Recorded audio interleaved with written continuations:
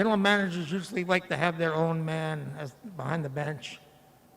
Is that something that you feel? No. I want to discuss with Dom first. Dom's the coach of this team, and again, I'm arriving here today with. I haven't had a lot of opportunity to think about everything. It's been kind of more of a reactionary 48 hours, but I certainly have beliefs about what a modern day coach should be or have in terms of qualities, and I'm anxious to speak to Dom and learn more about him, and ultimately we'll see where things take us from there. What is your theory behind team building? How do you look at building a hockey team?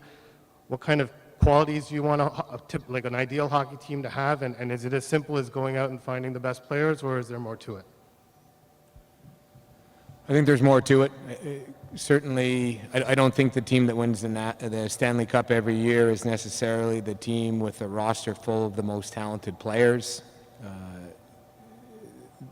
To me, team building, certainly there's a culture that we need to create or establish here, and an environment that people want to be part of, where there's a sense that everybody's pulling in the same direction. In a sport that, I've lived on the player side, so I know players are worried that, they're in a third line role instead of a second line role, and that affects what their earning potential is and things of that nature. I think sometimes it's more about opportunity than money. But we've got to create an environment where everybody wants to pull in the same direction to the fullest capacity possible. I also think personnel-wise, and I'm not talking about hockey, I'm talking about the people that work here. I want everybody to feel like they're part of the process, that they have a contribution to it, that the entire organization is pulling in one direction and trying to win together.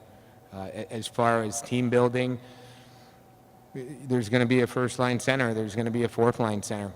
So yes, we have to, as part of this process, be able to identify and put a team together that fits our identity, how we want to play, choose a coach that's able to coach to those players. Barry Trotz is coaching in New York. It's probably the perfect team for him to coach, and John Cooper's coaching in Tampa. It's probably the perfect team for John Cooper to coach. So all of those things are relevant when you're trying to build a winning team.